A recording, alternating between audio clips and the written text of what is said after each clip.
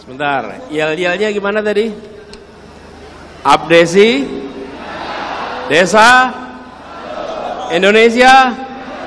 Oke, kita ulangi ya. Oh, Jambi tambahnya ya. Oke, jadi 4 kali. Abdesi Desa Indonesia Jambi. Oke. Yo. Abdesi Desa Indonesia Jambi. Tepuk tangan buat semuanya. Assalamualaikum warahmatullahi wabarakatuh. Selamat siang, selamat sore, salam sejahtera buat semuanya. Pak Ketua Umum yang saya hormati, Pak Sekjen, Pak Ketua Abdesi Jambi, juga Ketua MPO Abdesi yang tadi barusan saja memberikan pengantar yang luar biasa, para Ketua DPC Abdesi, para Bupati, Wali Kota se-Provinsi Jambi yang ikut hadir bersama di sini, para anggota DPR, DPRD, Dapil Jambi dan seluruh hadirin sekalian. Saya bersyukur sekali bahwa sore hari ini bisa berjumpa dengan pribadi-pribadi penjaga penggerak desa-desa di seluruh Indonesia.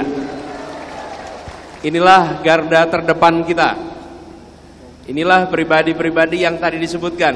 Jam 2 malam diketuk, urusannya semua urusan ada, betul? Ya, saya pun merasakan Pak, ketika dulu tugas di kementerian, tugasnya berurusan dengan kertas. Kalau bertugas di masyarakat, berurusannya dengan orang, dengan manusia, dengan urusan yang nyata. Dan saya membayangkan Bapak Ibu sekalian yang paling dekat, karena itu kalau menjadi pemimpin yang paling dekat dengan masyarakat, itu paling banyak ditonton. Kalau baik langsung kelihatan, kalau bermasalah langsung kelihatan, dan kalau diakui pemimpin, maka dia betul-betul pemimpin di desa itu. Betul sekalian? Betul, karena kelihatan. Kalau yang lain bisa berjarak, kalau berjarak bisa pakai perusahaan pencitraan. Kalau kepala desa bisa nggak pakai perusahaan pencitraan? Nah bisa. Faktanya adalah citranya. Bila citranya pemimpin, maka faktanya dia pasti pemimpin. Pasti. Bila citranya jujur, maka dia faktanya jujur. Karena jarak antara pemimpin dengan rakyat itu pendek sekali. Tidak sempat itu dibuat segala macam citra-citra. Jadi yang Bapak Ibu sekalian berkumpul di sini, saya sampaikan terima kasih telah menjadi yang terdepan, terima kasih telah menjadi yang menjaga, dan saya ingin sampaikan juga kepada teman-teman pengurus Abdesi, terima kasih kesempatan untuk bersilaturahmi.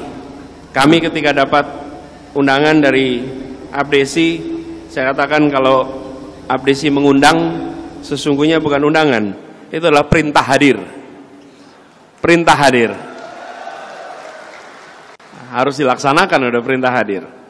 Jadi saya merasa penting sekali untuk satu, sampaikan terima kasih. Terima kasih karena ibu bapak telah bekerja dalam senyap.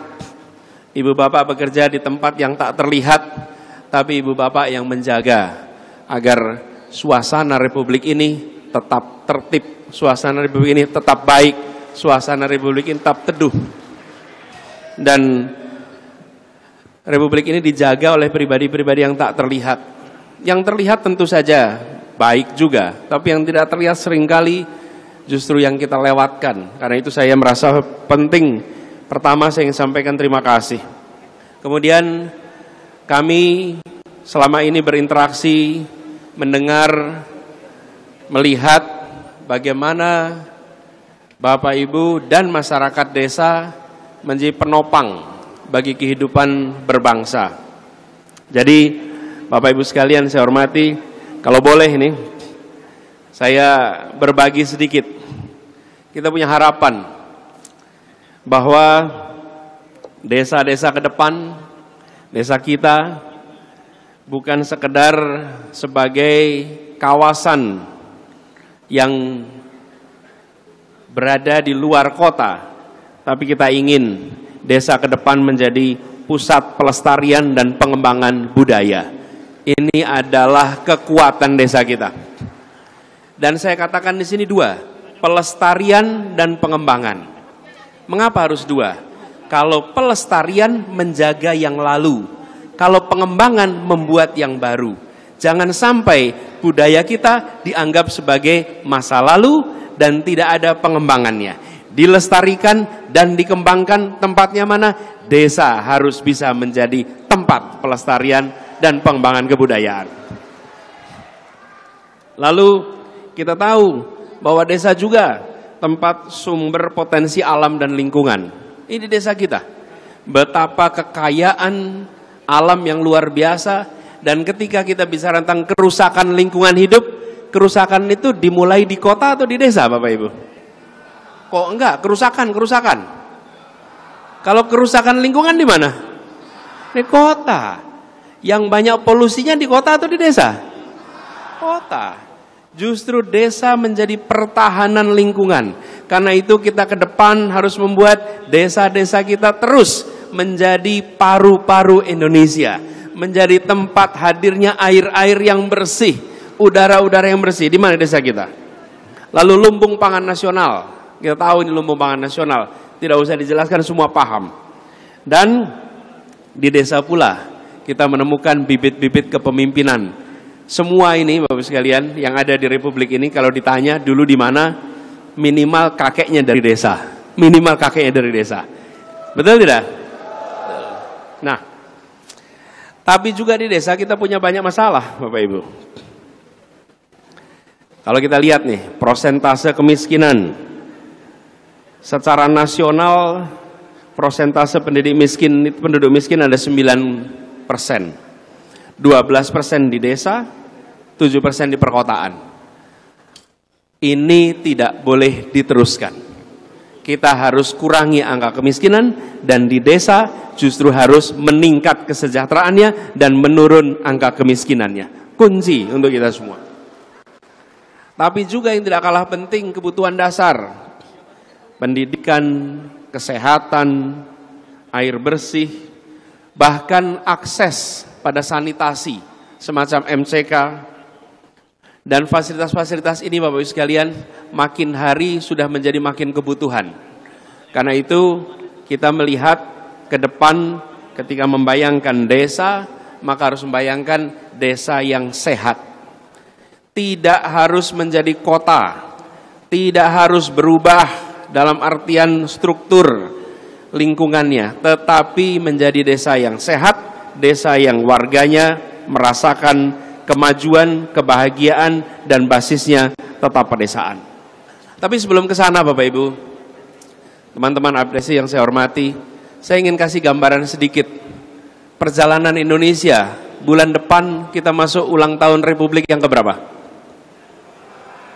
78. Kita 78 tahun sebagai Republik. Coba kita lihat potret desa kota 78 tahun. Ada gambarnya. Nah ini dia. Bapak Ibu, saat kita merdeka, penduduk Indonesia yang di perkotaan hanya 15%. 85% penduduk kita ada di desa. Diperkirakan pada tahun 2045 kita usia 100 tahun, maka di desa 30%, di kota 70%. Hari ini 57% penduduk di kota, 43% penduduk di desa. Ini ada angkanya Bapak sekalian. Jadi ketika kita menyaksikan jumlah penduduk desa berkurang, jumlah penduduk kota meningkat, grafik yang kanan menggambarkan juga nih, jumlah penduduk Indonesia tahun 61 itu 91 juta. Bapak Ibu lihat angkanya nih. Sekarang di 2023 udah 273. Kita meningkat jumlah penduduknya luar biasa. Di sisi lain, luas sawah kita masih stabil. Kelihatan bukan Bapak sekalian? Nih. Penduduk jumlahnya meningkat tinggi, Indonesianya, jumlah penduduk desanya menurun, lahan sawahnya rata. Melihat situasi seperti ini, kita tidak bisa mendiamkan desa berjuang sendirian. Karena kita, negara, harus melakukan intervensi, menyelamatkan agar desa tumbuh, berkembang, bertahan, dan bisa menjadi penopang. Bapak Ibu bayangkan, kalau penduduk kotanya meningkat, penduduk desa menurun, jumlah sawah menurun, ya menurun nih. Ketahanan pangan kita menjadi tantangan, dan lalu desa dibiarkan sendirian. Apalagi ini para pimpinan, para kepala desa, pimpinan pemerintahan desa tidak diberikan kekuatan, maka nantinya gambar nasional kita akan menunjukkan ketergantungan pada luar. Kenapa? Karena pasokan dari dalam, kekuatan dari desa tidak ditingkatkan. Jadi visi kita ke depan, Bapak Ibu sekalian, kita ke depan, yuk kita jalan sama-sama. Mari kita kembalikan desa menjadi kekuatan utama bangsa ini. Desa menjadi pilar penting dalam pembangunan ke depan. Saya melihat Bapak Ibu sekalian, kalau kita panjang ke depan, bahwa kita tidak boleh membiarkan para petani, para nelayan, kemudian mereka yang bekerja di perkebunan jalan sendirian. Saya ingin coba langsung ke slide ke-7. Saya ingin menunjukkan kepada semua sekalian bahwa yang perlu kita tinggikan itu bukan saja target domestik. Kita harus lihat Indonesia dalam konteks Asia. Kalau kita ingin membuat desa kita maju, jangan hanya berbicara desa dan kota di Indonesia. Bagaimana desa dimajukan supaya Indonesia bisa menjadi lumbung pangan Asia. Sehingga kekuatan desa itu tumbuhnya lebih besar. Kalau kita hanya dorong di tingkat nasional, Bapak Ibu sekalian, nanti target kita itu rendah, tinggikan. Supaya semua yang kita kerjakan di desa itu punya dampak yang lebih besar di desa-desa kita. Lahan kita subur, air kita melimpah, dan kita jalur utama untuk perekonomian dunia. Jadi untuk itu, slide berikutnya, kami melihat jangka pendek memperkuat desa. Jangka menengah adalah memandirikan desa. Jangka pendek, ya tadi sudah disampaikan ini sama Pak Asri, beberapa aspirasi. Kita ingin desa yang kuat, dan untuk itu tadi disampaikan ada 4 hal. Undang-undang yang perlu revisi. Yang kedua, pengelolaan desa yang partisipatif.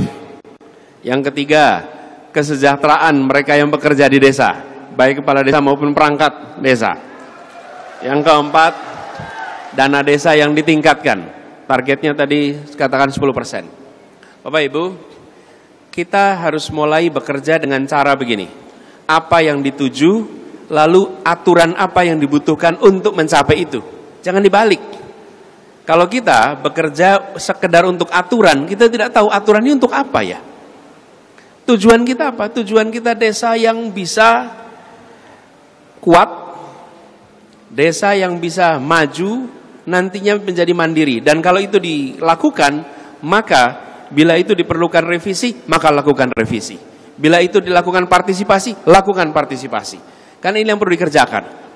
Saya kalau boleh komentar sedikit terkait dengan partisipasi dan revisi. Slide-nya boleh dimatikan aja. Ketika terkait dengan partisipasi, kami ceritakan pengalaman kami di Jakarta, Bapak sekalian. Ketika kita mengelola kampung-kampung di Jakarta, kita merasakan program pemerintah itu banyak yang tidak sesuai dengan kebutuhan di lapangan, atau cara melaksanakannya tidak sesuai di lapangan. Betul? Jadi kita di Jakarta mengubah pengadaan barang itu ada tipe 1, tipe 2, tipe 3, tipe 4. Tipe 1 dikerjakan oleh dinas, tipe 2 dengan tender, ada kontraktor, tipe 3, tipe 4 dengan masyarakat. Betul ya Bapak sekalian? Nah, apa yang kami lakukan? Di Jakarta menjadi provinsi pertama yang mengerjakan proyek-proyek itu dengan tipe 3. Apa artinya? Dana itu diberikan kepada pengurus kampung, baik itu RW ataupun LMK, lalu mereka nanti yang membangun jalan, perbaikan gorong-gorong, yang membangun masyarakat. Apa yang terjadi ketika itu dikerjakan? Kualitas pekerjaan jauh lebih baik karena rasa memiliki ada pada warga yang mengerjakan di sana. Tapi kalau itu dikerjakan oleh kontraktor saja, apa yang terjadi? Warganya cuma nonton di situ. Mohon maaf, perjalanan Anda terganggu. Lalu orang mengerjakan di situ. Silahkan dikerjakan, mudah-mudahan hasilnya bagus. Tapi begitu diserahkan, apa yang terjadi? Justru dibangun sesuai kebutuhan. Dan kami mengerjakan itu di ratusan kampung di Jakarta. Jakarta menjadi provinsi pertama yang mengerjakan itu dengan pengadaan tipe 3, tipe 4. Siapa yang repot kalau ini? Yang enggan adalah birokrasi. Birokrasi kepengennya tipe 1, tipe 2. Simple, laporannya gampang, auditnya mudah. Tapi kalau yang tipe 3, tipe 4 melibatkan masyarakat, nanti kalau diperiksa lebih rumit. Saya katakan ini bukan soal rumit atau tidak. Ini soal rakyat merasakan manfaat lebih banyak atau lebih sedikit. Di pemerintahan, ya kita harus siap untuk kerja lebih rumit. Saya membayangkan, sekalian, ketika dana desa itu turun, sampai lalu pengeluaran wajib yang harus dikerjakan itu tidak sesuai dengan kebutuhan yang ada di desa itu, yang muncul adalah ketidakbermanfaatan. Betul? Jadi saya melihat ini harus diubah. Dan artinya kita harus bergerak. Jangan sampai satu sisi kaku diatur semuanya dari pusat, di sisi lain liberal bebas tanpa aturan. Kita harus membuat di mana ini bisa dipertanggungjawabkan, dan saya percaya para kepala desa memiliki kemampuan untuk membangun musyawarah, mengawasi bersama agar dana desa itu dipakai sebaik-baiknya bagi warga di desanya. Jadi kami melihat ini menjadi penting. Kalau boleh pasang lagi slide ke-8. Jadi dalam jangka pendek Bapak sekalian, saya merespon apa yang disampaikan tadi, gaji perangkat desa yang rendah, birokrasi dana desa yang rumit, bahkan tantangan kriminalisasi. Benar tidak dialami tantangan kriminalisasi? Ini yang dialami desa-desa sekarang. Karena itu ke depan, ya. Nah, nanti pas tanya jawab aja diomongin, gak kedengeran sekarang. Jadi saya melihat ke depan, next slide. Langkah-langkahnya pertama adalah peningkatan, slide 9. Peningkatan dana desa. Ini yang menjadi kunci. Insya Allah ini kita akan seriusi peningkatan dana desa seperti yang sudah disampaikan. Kemudian yang kedua adalah otoritas belanja yang sesuai dengan kebutuhan.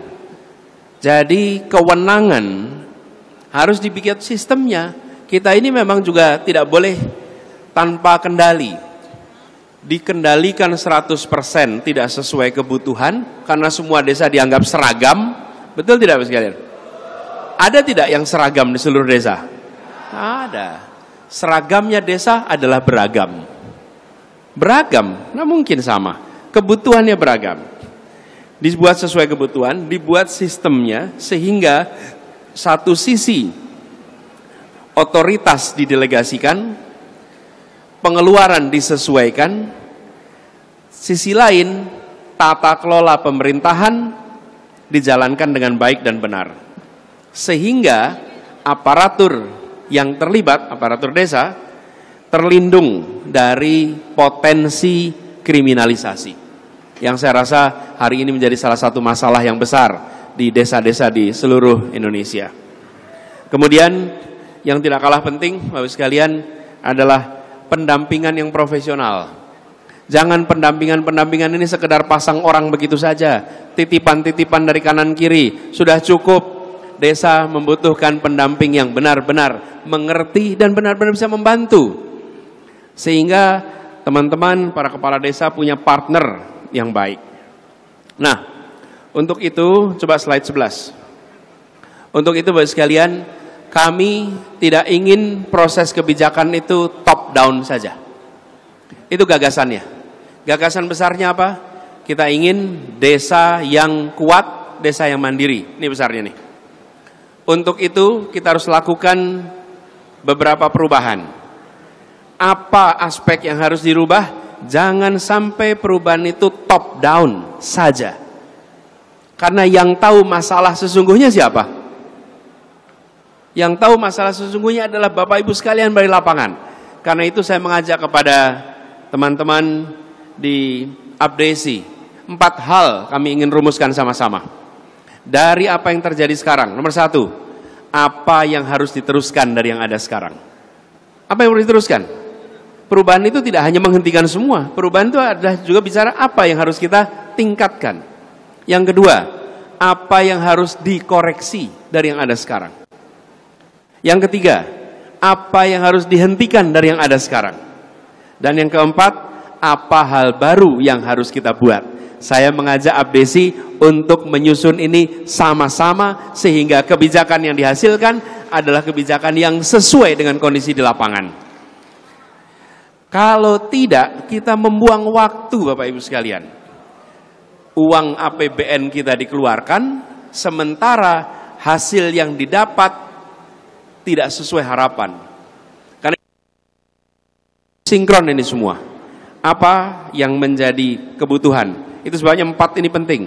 Apa yang ditingkatkan, apa yang dikoreksi, apa yang dihentikan, dan apa yang harus dibuat baru supaya desa kita bisa mencapai yang kita harapkan.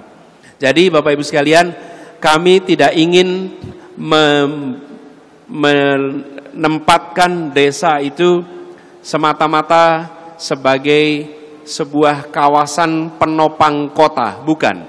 Desa adalah kawasan yang mandiri, yang hidup sejahtera, yang punya masa depan, dan ini adalah target yang harus didorong oleh Republik kita. Jadi gelora pidato membuat kita bersemangat, tapi ketika sampai ke kampung, sampai ke desa kita dihadapkan dengan kenyataan. Mana perubahannya, mana faktanya, itu yang kita ingin bawa sama-sama. Kenyataan, fakta, perubahan lewat 4 hal yang tadi saya sampaikan. Jadi harapannya ke depan, di slide terakhir, kita akan yakin bahwa Indonesia maju itu baik desa maupun kota. Dan kalau desanya mandiri, negaranya bisa maju, warganya sejahtera. Inilah yang kita harapkan sama-sama. Kita berkeinginan agar siapapun lahir di Indonesia, baik itu di kota atau di desa, dia punya kesempatan masa depan yang baik. Dia punya kesempatan untuk terlindungi dengan baik, kesempatan untuk tercerdaskan dengan baik, kesempatan untuk mendapatkan kesempatan yang sama, kesetaraan untuk masa depan yang baik.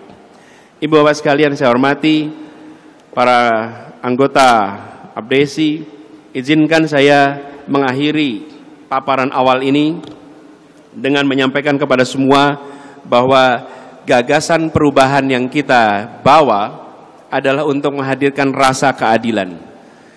Kenapa? Karena ketimpangan yang ada sudah terlalu jauh.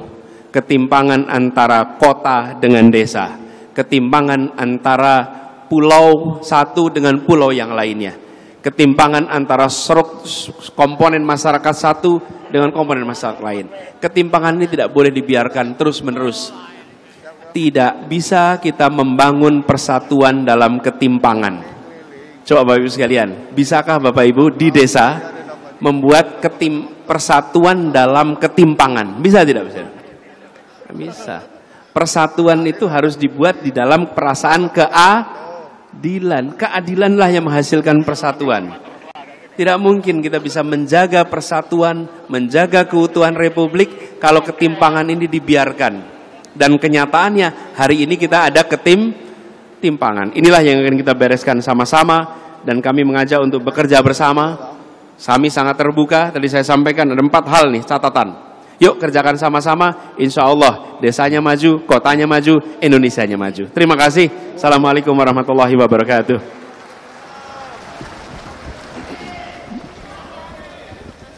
Nah, tadi ditanya, Pak Anies bersedia dialog tidak? Bersedia, tentu. Justru inilah kesempatan kita mendengar. Saya datang ke sini bukan cuma mau ceramah, saya datang ke sini ingin dengar apa yang menjadi aspirasi dari masyarakat di sini. Iya. Kalau cuma ceramah kita bikin rekaman saja dari sana, betul tidak? Yang tidak bisa tergantikan adalah telinga kita mendengar apa yang menjadi aspirasi dari Bapak Ibu sekalian. Oke, saya mau dengarkan. Pak Asri, silakan Pak Asri. Oke.